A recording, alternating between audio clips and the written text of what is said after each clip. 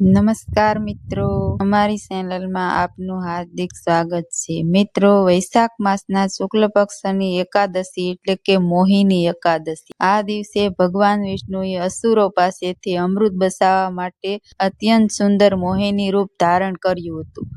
આજના વિડીયોમાં આજે આપણે જાણીશું મહત્વ અને પૌરાણિક કથા અને પૂજાના શુભ મુહૂર્ત વિશે। વિડીયોના અંત સુધી જોડાયેલા રહેજો। આ વર્ષે મોહિની એકાદશી 28 એપ્રિલ 2000 સોમવારે છે। પૂજા વિધિ: સવારે વહેલા ઉઠી સ્નાન કરી ભગવાન વિષ્ણુ સામે વ્રતનો સંકલ્પ કરો। ભગવાનને પીળા ફૂલ, ધૂપ, દીપ અને ખાસ કરીને તુલસી દળ અર્પણ કરો। પૂજાનું શુભ મુહૂર્ત: સવારે 6:05 થી 8:30 અને અભિજીત મુહૂર્ત બપોરે 11:52 થી 12:44 શ્રેષ્ઠ છે। એકાદશી વ્રતના પારણા બીજે દિવસે એટલે કે 28 એપ્રિલે સવારે 6:30 થી 8:36 સુધી કરવામાં આવશે।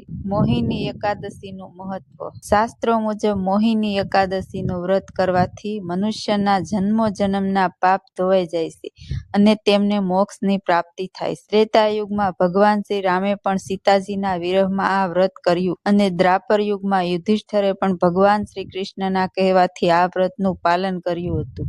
પૌરાણિક કથા અનુસાર જ્યારે સમુદ્ર મંથન દરમિયાન અમૃત કુંભ નીકળ્યો ત્યારે દેવો અને દાનવો અસુરો વચ્ચે યુદ્ધ થયું। અસુરો અમૃત પીવા માટે ભાગતા હતા જેથી તેઓ અમર થઈ સૃષ્ટિ પર રાજ કરી શકે। દેવોની રક્ષા માટે ભગવાન વિષ્ણુએ એક અત્યંત સુંદર સ્ત્રીનું રૂપ ધારણ કર્યું, મોહિની તરીકે જે ઓળખાયું। મોહિનીએ પોતાની માયાથી અસુરોને મોહિત કરી લીધા અને ચતુરાઈથી બધું જ અમૃત દેવોને પીવડાવી દીધું। આ રીતે દેવો અમર થયા અને ધર્મનો વિજય થયો।